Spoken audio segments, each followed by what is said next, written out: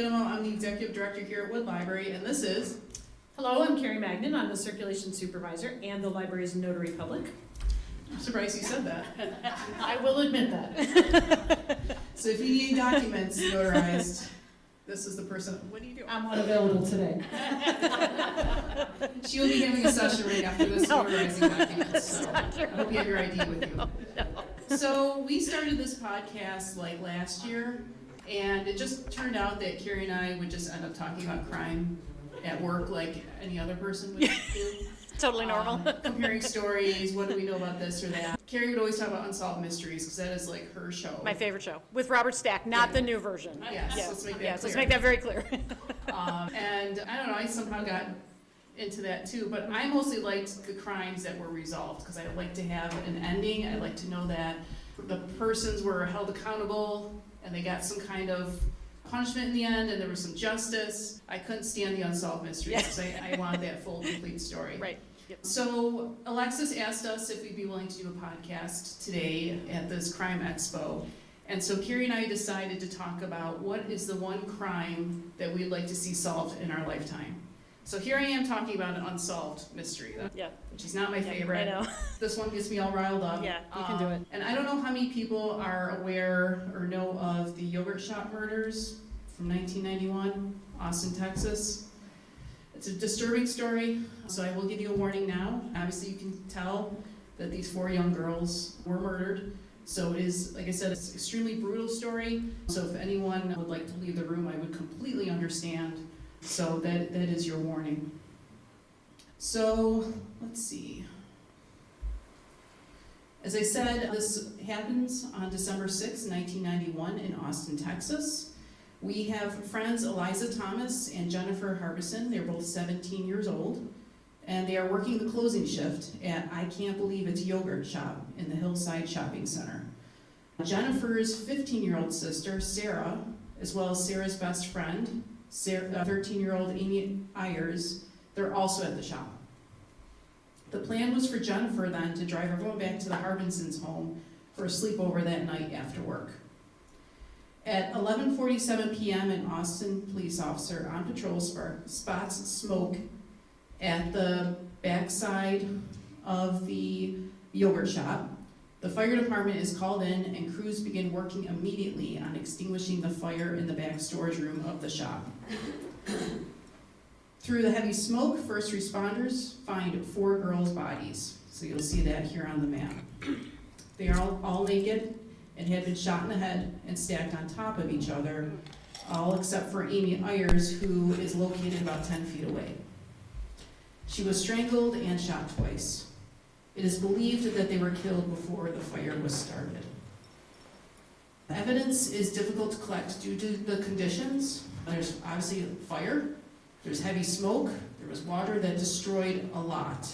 The shop closed at 11 p.m., so it's interesting to think about now in these days, 2 17-year-old girls closing up a shop by themselves at 11 o'clock at night. But that's how things were back in the early 90s. So like I said, the shop closed at 11. The fire was spotted at 11:47. I'd say that was plenty of time to do a considerable amount of damage to the scene. And there were supplies of paper products that were in the back storage room, so that made it very easy for the fire to spread. No weapons are found, but bullets are located for 380 and 22 caliber weapons. All 4 bodies are swabbed for DNA. And remember, back in 1991, DNA was still considered a very new technology. At least one of the girls was sexually assaulted, and dental records were used to identify the bodies. One helpful piece of evidence did survive, and that was the cash register receipt tape, which shows that the last sale was at 11:03 p.m. So after they closed. Yes, just right after they closed. When this is shared with the public, customers then come forward to tell the police when they were in the shop. One couple noticed 2 males in the shop, hunched over, hoodies pulled over their heads, speaking quietly to each other. Another customer noticed the same boys and described them as white teenage boys, average height.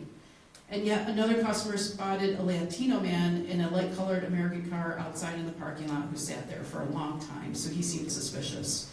A composite sketch is drawn of the man that was in the car based on the witness's memory. So with no real leads, the police open up a tip line. A call comes in from a person who claims that 17-year-old Maurice Pierce, and he's in the upper left-hand corner in both pictures. So one is him in 1991 versus, I think it was 8 or so years later, but we'll get to that in a minute. So the call comes in from a person who claims that 17-year-old Maurice Pierce showed off a .22 caliber gun at the North Cross Mall. He was taken to the juvenile center in Austin where he was interrogated by police. He admits to driving around with 3 of his friends that night, and the 3 friends are 15-year-old Forrest Welburn, he's in the top right, 17-year-old Mike Scott, bottom left, and then 17-year-old Robert Springsteen, bottom. So Pierce confesses to the crime and admits that all of his friends were involved. He was the wheelman while his friends killed the girls. That night, Pierce had stolen a car from a car lot and they drove to San Antonio for a joyride. The police convinced Pierce to wear a wire and attempt to get Welborn to implicate himself, but Welborn is confused by the conversation and it's obvious he had no part in it. The ballistics testing shows that the bullet was from an older gun and Pierce had owned a newer one. Furthermore, the 2 DNA profiles that were collected were incomplete, so the boys cannot be tested for a match. So fall of 1992 now. The composite sketch that I talked about of the Latino man looks eerily similar to one at the sex crimes unit at the same police department. So the suspect is Alberto Cortez, and he was charged with rape months before the yogurt shop murders. So he is captured in Mexico and confesses after being interrogated by Mexican authorities. After Austin PD interviews him, it's obvious he was coerced into confessing because he had gotten several of the clues wrong about the crime scene. He claimed to use a .38 caliber and had poured accelerant over the girls' bodies, but he was then released because he obviously wasn't the guy. So now we're looking at August 31st, 1999, and this is, like I said, 8 years later now. A new criminal profile is developed, which describes the perpetrators as young and disorganized, who would have left town after the killings. So this prompts the police to take yet another look at the 4 boys from before. So 8 years later, they are all questioned again. None of them admit to anything until the police interrogate Mike Scott, who then confesses after being questioned for 22 hours. Which one is Mike Scott? He was the one, I'm gonna look at my sheet, bottom left, Yeah, yes. okay, yeah. Like I said, he was questioned for 22 hours. His confession is then used against Robert Springsteen, and soon he confesses too. So all 4 boys are then arrested, but Forrest Welborn and Maurice Pierce are released because there was no confession to convict them. So they did not confess. But Did. so Springsteen and Scott are tried. The only evidence that the police have are their own confessions, nothing else. There's no fingerprints or nothing? No DNA. No DNA? Nothing. Springsteen recants and claims to have been coerced by police. After his confession is played in court, he is found guilty and given the death penalty. Scott makes the same claim as Springsteen that he was also coerced by police. He had been interrogated for 5 days by the police. Wow. That's a long time. He is also found guilty but given life in prison because he was 15 years 15 years old at the time. Okay.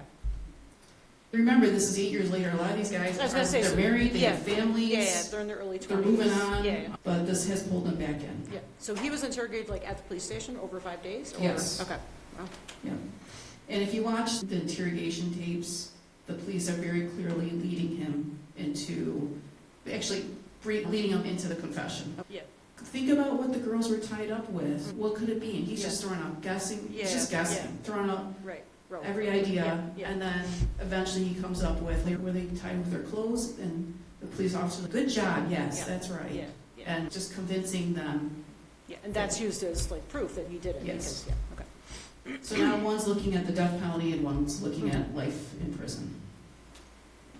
So they both appeal their convictions, claiming that the prosecution's tactic of using excerpts of each other's Confessions at trial was ruled to have violated the Sixth Amendment because the co-defendant was non-testifying. So you can't use someone else's confession and then not let that person Yeah, testify. Right. Both convictions were overturned on the Sixth Amendment alone, and the men were freed. So in March 2008, a new revelation in DNA technology offers a more complete profile. When compared to the 4 boys, there is no match. The DA drops the case and does not pursue prosecution. The DNA profile is run through CODIS, no match, and the case gets cold.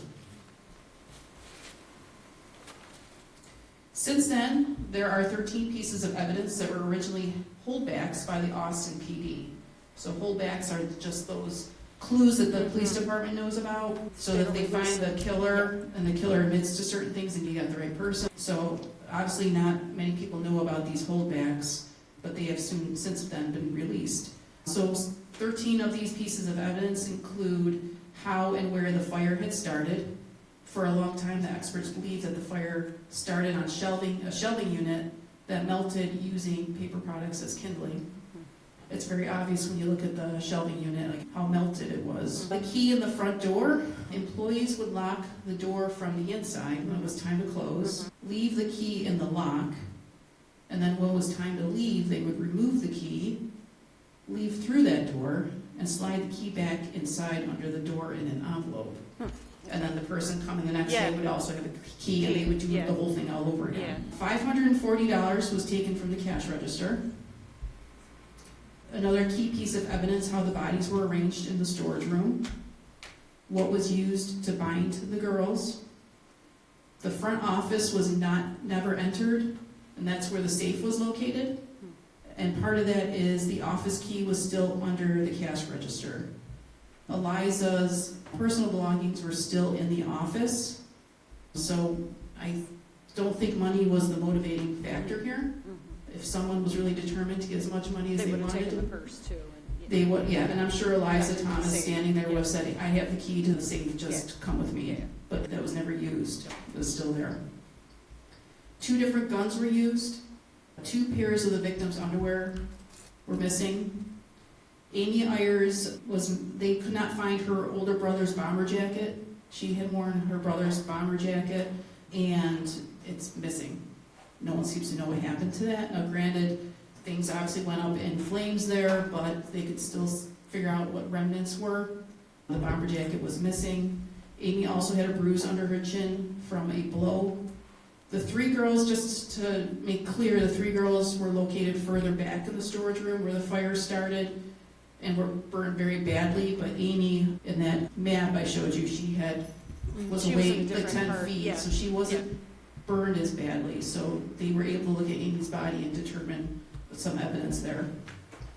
Amy was strangled, and what she was strangled with, and Amy was also shot twice with 2 different caliber guns. In 2017, an Austin detective submits DNA evidence found in one of the victims into a database that searches YSTR DNA samples, and that's a type of DNA profile that forensic investigators use to identify male relatives of suspects. And then a match is found.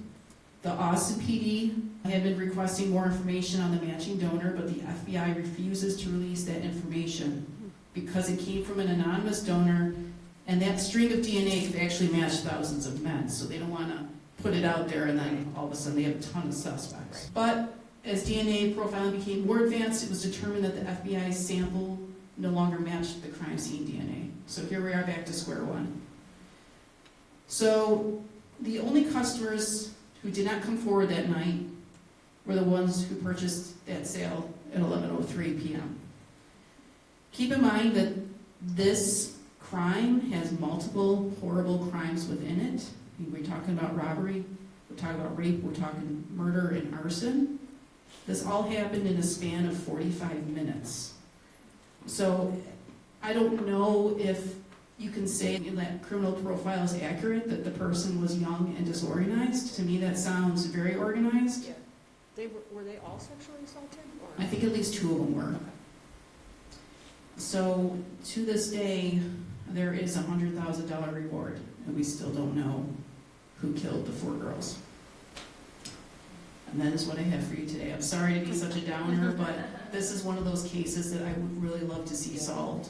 I really hope that DNA technology continues to advance so they can finally find that SOB or SOBs and get them in jail. This is just horrific, and I just think about, I was a child of the 90s, and like, when you're a child, no matter what decade you grow up in, you should be able to live a carefree, innocent life, and then these girls were taken too soon, so. Yeah, totally agree.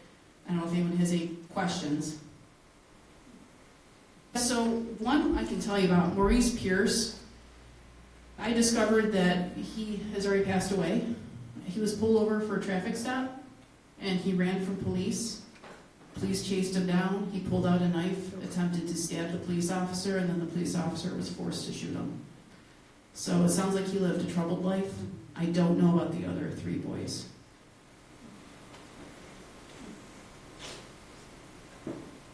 Anybody else? I meant to look this up. One of them was buried in the family plot. I believe it was Amy Ayers, if I remember correctly. Okay, I'm going to hand it over to Carrie. Great. Okay, thanks, Jenny. That was really interesting. All right, so let me get to mine here. I should close this off completely? Yeah, it's fine. And then yours is good. So, as Jenny said, we've been doing this podcast we started last year. And for those of you who have been attending, everybody knows that I'm completely stuck in the 1970s. Has anybody heard of Jimmy Hoffa? Anybody familiar with him? Yeah, okay. So, I'm guessing that's a yes. So, I just think the Jimmy Hoffa case is really interesting because we'll get into it. He's been missing for almost 50 years. It'll be 50 years next year. And the case is still active. The FBI and local police in Michigan are still investigating this case, and we're going to talk a little bit about that too. So I'm going to talk a little bit about Jimmy Hoffa's early years. So he was born in Indiana in 1913. He was one of 4 children. His father died, I believe, when he was 7, and then the family moved to Detroit, where they made Detroit their home in 1924. He left school pretty early. 14 would be like, freshman year, something like that, beginning of high school. So he left home to help support his family. His first job was at a grocery store, a local grocery store, and that introduced him to the labor movement because he did not have a positive experience. Whatever grocery store it was he was working at, just a very difficult work environment, and that really led him to join the labor movement. And he was really successful at being a union leader, and he was invited to join a local Teamsters union in Detroit. It was pretty obvious to those who knew Jimmy Hoffa and worked around him in the Teamsters that he was a guy that was going somewhere, and he consolidated power in the labor movement by merging 2 Teamsters or 2 trucking groups together, 2 trucking unions together. I did not know this about him. He was granted a deferment during World War II, which was unusual because he was born in 1913, so he would have been, in his early 30s, if my math is right, when World War II broke out. But he made the argument to boards that his experience making things move easily around the United States would be much more beneficial to the war effort than him actually serving overseas. And they agreed with him. So he did not actually serve overseas or serve in the service. He was not in the military in World War II. He served stateside in he wasn't in the military. He was elected vice president of the International Brotherhood of Teamsters in the early 50s, and by 1957 he was president of the Teamsters. Oops. How do I get to the next? There we go. No? There we go. He was reelected to the president of the Teamsters in 1961, and basically from the late 1950s and through the 1960s, he was facing all kinds of legal problems. He was indicted on charges of jury tampering in 1963, and that was a case in Tennessee, and he was convicted in 1964, and he was charged in a separate case in Chicago on conspiracy and mail and wire fraud charges. And he spent about 3 years fighting both of those charges unsuccessfully, And on March 1967, he began a 13-year prison sentence in Lewisburg Federal Penitentiary, which is not far from here. If you ever drive down Route 15, like if you're going to Washington, D.C., you would drive right past Lewisburg. There's actually been other like semi-famous criminals who have served time at Lewisburg. It's actually right down the street from Reptiland. I don't know if anybody's familiar with that. It's like a... I thought it was Reptile Land. Whatever. It's like where they have all the snakes and stuff. They also have a subway there. We never stop there. Get your for things to do in that area. Reptiland. And you get lunch there too. I guess there is no E there. After this, we're giving out passes to Reptile Land. I just go there for the subway. That's the only reason I eat there. So in 1971, his sentence was commuted by then President Richard Nixon, and he was released from prison. And maybe not coincidentally, the next year, the International Brotherhood of Teamsters endorsed Richard Nixon for re-election, which was unusual because they normally supported Democratic candidates, but I don't know, something must have changed their mind in 1972. They switched who they normally vote for. So there were some conditions when a sentence was commuted. And one of the parts of that commutation was that he would not run for any leadership position again in the International Brotherhood of Teamsters.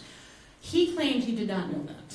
And he sued the Nixon administration for not being able to do that. And his re-entry into the labor movement was not universally regarded. There were a lot of people who I think were just like, we just need to move on from Jimmy Hoffa. He had all of these legal trouble. I do not think it will be a surprise to say there was some activity with organized crime and the Teamsters Union, and I just think they just wanted to be done with him. So, we're going to talk about what happened on July 30th, 1975. Jimmy Hoffa was going to a restaurant in suburban Detroit. It was called the Mockus Red Fox. And he was meeting with two known members of organized crime, Anthony Provenzano and Anthony Giacoloni, I'm guessing. Thanks. So they were meeting for lunch, and so this was before cell phones, before the ability, so he had to go over to a payphone in front of a hardware store. So this restaurant is, the best way to describe it is, do you know how the Cheesecake Factory is up in the mall in Pittsburgh? So it's in the parking lot in that mall, and then there's like a mall behind it. Okay, that's what this is like. So he goes over to this hardware store, and he calls his wife from a payphone, and he was annoyed because the people that he was supposed to meet for lunch, he felt like he was being stood up. At approximately 2:45 that afternoon, it was either a Lincoln or a Mercury, pulled up with three people inside the car, and Jimmy Hoffa got in the car with them, and he's never been seen again. So let's go to the next slide. Okay, so the investigation, the FBI investigation is still open, so if anybody has any tips on where Jimmy Hoffa is, don't hesitate to call the FBI as soon as we're done with this podcast. So the FBI is still investigating the case. There was an FBI report called Hoffax, which was written by the FBI. The Detroit Free Press printed it in 1976, and the FBI's conclusion is that they believe Jimmy Hoffa was killed at the behest of local organized crime figures, which I think is reasonable. Yeah. He was declared legally dead in 1982. Okay. So that was, what, like 40 years ago? A little over 40 years ago. His wife died in 1980, so she died not knowing what happened to him or that he was legally declared dead. He and his wife had two children. Their daughter, Barbara, was an attorney and a judge in Missouri, and his son, James Hoffa, unsurprisingly, was president of the Teamsters Union. I know, imagine that. Okay, so I have a funny story about this. I have to show a picture of the Mockus Red Fox. So my husband, who's here in the back of the room, is from Michigan, and we were visiting his family in 2015. And I don't know if people are familiar. And Uncle Jimmy Hoffa was there. Yeah, and then we stopped by to say hi to Uncle Jimmy. No. So I swore I would. AJ made me promise not to tell anything about that, but no. So if you're familiar with like suburban Detroit, there's just like malls and every possible store, every restaurant. There's just lots of traffic. And so we were driving down. We were in Bloomfield Heights or Bloomfield Township, Michigan. And we're driving down the road, and my husband goes, "Oh, there's the Mockus Red Fox. That was the restaurant where Jimmy Hoffa was last seen." And I was immediately like, "We need to pull over. I need to go see that." And I think he regretted that pretty quickly, ever mentioning that was the restaurant. So anyway, he's a good sport. So anyways, so here's the Mockus Red Fox back in the day, right? And this is actually Jimmy Hoffa's car in the front. And then this is Andiamo's Italian restaurant, and that's me right there. And that is, so the restaurant, it looks pretty similar, right? It looks... Do they have the booth that he was last seen? Like, seriously? Maybe. I don't You know. go in there? We didn't actually go in didn't there. I don't think it was open, because there's no cars in the parking lot. I think it may be open for lunch and dinner. I don't know. I can't remember that part of it. But I do remember being like, AJ, we need to turn the car Next around. time you go, Yeah. I maybe want to next see you time. sitting. Okay. I want you to see you sitting in Jimmy Hoffa's booth. I'm going to ask for the Jimmy Hoffa special when I go there for lunch. So anyways, obviously, there's been a lot of talk about what happened to Jimmy Hoffa. Where did he end up? So this is a pretty popular. So one theory is that he was taken to New Jersey and buried beneath the Meadowlands, which is, Jenny and I are both big fans of The Simpsons, so they had an episode where Mr. Burns, he's the head of the local power plant, was looking for the union leader, and his assistant Smithers is, I don't know where he went. So he was supposed to be cleaning up the union, and then the next scene is a football player running over, and obviously a place where they buried a body. That's just, has anybody heard that Jimmy Hoffa was buried like in the Meadowlands, and that's where they, yeah. I would say that I do not subscribe to that theory. I think it's possible, but I think it's unlikely they would have driven into New Jersey from Detroit. So the case does remain open. They are continuing to investigate in the, I would say, the suburban Detroit area. In 2004, there were floorboards in a house that were tested for any remaining like blood samples, anything they could compare to DNA. A garage and a driveway were searched in Roseville, Michigan in 2012, and then a former barn in Waterford Township, Michigan, which is where I think where my husband is from, that was searched in 2013. So this is, like I said, an active case. They're continuing to look for him. That's really all I have. What does everybody think here? Alive or dead? Dead. Yeah, I think that's pretty. Or does anybody have any questions? I'll try to answer. Oh my gosh, there's lots of questions. I think everybody assumes he's dead. Yes. Who saw him get into the car outside the restaurant? So there were other people, it must have been witnesses who were having lunch there. And he actually, when he called his wife, he mentioned to her who he was meeting with. And he also had, this is going to, back in the 70s, you would have a date planner. And so he had one on his desk. And it said he was having lunch with these, and he put the initials down. And before he had gotten to the Marcus Red Fox, he actually stopped to meet with another union leader and was like, oh, by the way, I'm going to have lunch at the Marcus Red Fox with these two people. And then there must have been people that were there at the restaurant who saw him get it, which makes me think he knew the people he was getting in a car with. There's no question. I think if he didn't know them, he wouldn't have gotten in the car. The FBI was actually, they have searched 5 different places in Michigan and 2 in New Jersey since Jimmy Hoffa disappeared. So they've looked for him. I actually think at the Meadowlands, they used like the sonar to see if there were bones like underneath the 50-yard line or something like that. Yeah, and I also think maybe they would have taken him there as like proof that he was dead to show other organized crime figures in New York that, like, yes, we are completely done with dealing with Jimmy Hoffa. We're burying him in the Meadowlands. So, Jeff, did you have... Yeah, my question was, who was out to get him? What was So I think it was an organized crime killing, and they just didn't want to deal with him anymore. They had other leaders that they were working with, and they were comfortable dealing with them. And Jimmy Hoffa had a lot of baggage, and I just think they were moving on from him, is my guess. Yes? Did they ever interview the people that he was supposed to meet up with? Yes. Yep, they've interviewed him, and actually, they've had one of the guys, I think it was Anthony Provenzano, was like, no, I wasn't there, I was playing cards with this other person, and I'm not sure they've ever been able to definitively prove that he was there, or... So it could have been a mob. I think that's what the FBI thinks. This was somehow related to organized crime, and they You were can able ask to. him for next anything. Yeah, right. So it's interesting because all of these places that they've investigated in Michigan are because of people that have come forward and said, oh yeah, I was either there when he was killed, or somebody that I know on his deathbed said this was where he was buried. That's all because of tips that the FBI or local Michigan police are getting from people who maybe had some connection to the actual murder. This is, what does everybody think here? Does anybody have any theories on Have you heard about the car crusher? The car crusher? Is that like he was in the car that was crushed? Or, yeah. I think there's different things, like people are like, he was taken to an incinerator, or he was burned to death, or he wasn't killed, but he was burned, his body was burned. I think it's possible. I tend to think that people that killed him, or the people that he got in the car with, killed him pretty quickly. I don't think they drove him around. I think they were just done with him. It was an organized crime thing. They killed him. And then they disposed of his body pretty quickly, too. I don't think they drove him to New Jersey. I think that he met with a pretty quick demise, and then they buried his body or got rid of it some other way. Yes? Why do you think they're keeping the investigation up? What's the point at this juncture? I think they're trying to find his body, is my guess. I don't know, I think because there's people like me who are like, where is he? What's going Some on? of us care, okay? Some of us care. Poor Jimmy, Uncle Jimmy. It's like these cases. I talk a lot about cases from the 1970s when we do our podcast. I don't know what it is about the 70s. There's all kinds of interesting crimes. And I think people just want resolution to these things. And I think people are like, okay, where is his body? I'm not sure we'll ever know.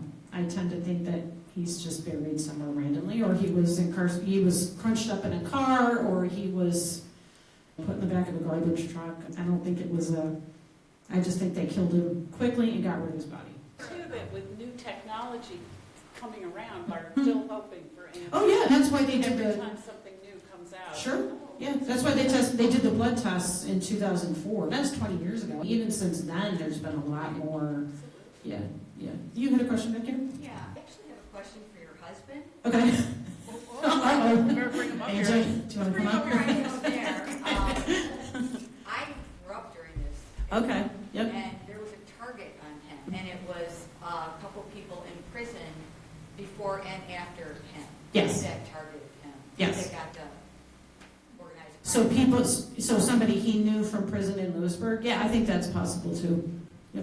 But my question for you is, my father had a theory when I was young, and we all ran around this. Now, my father's dead, so I know he didn't do well. I don't know. Were there highways being built in Michigan at this time? Being built somewhere. By this restaurant, there was active construction going on where they could have easily dumped his Yeah. body Yep. toward the concrete, Yep. very deep into the Yep. pylon, Yep. and no sonar would pick them up before sonar was. That's what I Yeah, heard. I think that's And possible I thought too. it was a bridge, Mhm. bridge that was being built, and his Yep. body was poured in with a concrete. Yep, I think that's So possible do too. you know if anybody ever tried to find him in that area of the construction site? I don't know of that happening. My limited knowledge of that area of Michigan is there's roads everywhere, and there's just 6-lane roads, right? 3 lanes going each way, and Back in the Yeah, 70s, there it probably were 2 lanes, yeah. Yeah, I don't know, Any crematoriums nearby? probably. Take care of the problem, right? I really want him to be in the meadow. Yeah. I know, it's just funny. We all kind of joke about it being the Meadowlands, but. What do his kids think? What is their take? Do they ever? I think they just are like, he's dead. I don't know if they have any theories about what happened to I him. wonder if they're part of why the case is still open though, because I know Could be. the family often like pushes like, okay, keep Yeah. investigating. Yeah, I think, I'm gonna guess, like, by the time he was declared legally dead in 1982, their mother had also passed away too, so maybe they were like, sometimes it's, let's just declare him dead and let's just, that's it, it's the end, let's move on. I don't know if that's the case with them, but they've both gone on to become pretty successful people in their own right. You mentioned that was in 1982, like 10 years after. Is that like the timeline for that? I think it's 7 years is the deadline when they can legally declare somebody dead. So he disappeared on July 30th, 1975, and then I believe it was like 7 years, almost maybe 7 years, like July of 1982, he was declared legally dead. And that helps with like insurance purposes and stuff like that. The whole organized crime aspect of this may be why people are not willing to say anything. I don't know that I would want to be I don't know if I'd want to cross them, but. So Jenny, what's your theory? What do you think happened to Jimmy Hoffa and where is he now? Put you on the spot. You already know. He's on the, We're not talking about he's that. on the side here. Okay, next question. No. Actually, I have a question for you. Yes. Did they ever test the car do they know which car Yes. it was? So they do know what car he was in when he disappeared, and they did find hair samples in the car that matched his. But what they don't know is if those hair samples are from the date that he disappeared or if he was in that car previously. So they can tie his hair to that car, but not necessarily on the day of the disappearance. But we don't know who was with them in the car, like who owns the car, like all those questions. Yeah. Usually the police, once they figure out Yeah. that you were the last person to see someone alive, then they're really after you. Yeah. I don't know. I don't know either. You don't know either. Those are good questions, though. Yeah, thank so you. yeah, welcome. Any other questions about? Yes, these are mine. I questions about Jimmy Hoffa or about, yes, Was there a cemetery nearby, the restaurant where they could have put him in a grave? probably. Actually, I think there was construction actually going on like at that mall too. I think the restaurant was like in the parking lot, and then there were like buildings being built like right behind it. So I think that's anybody's guess what they would have done with the body, which is what we're still talking about almost 50 years later. Yeah. I just have something to add about mine. Okay. I don't- Yeah, I'm gonna. Any other questions about Jimmy Hoffa? Anybody want to share anything? Any tips, leads, thoughts? No. Okay. Okay, just really quickly, because I forgot to share my own sources. For the yogurt shop murders, there is a 48 Hours episode you can listen to or watch. I listened to True Crime Garage, who covered it again. I mean, it's been over 30 years now, but they went through all that information, and I gleaned over it, as well as a book by Beverly Lowry called Who Killed These Girls? And that's a very comprehensive book that you can read on the crime. And I know it's in our library system. Oh, very nice. Yeah. So as I hear you paint houses. Oh, I hear you paint houses. Yep, that's in the library system as well.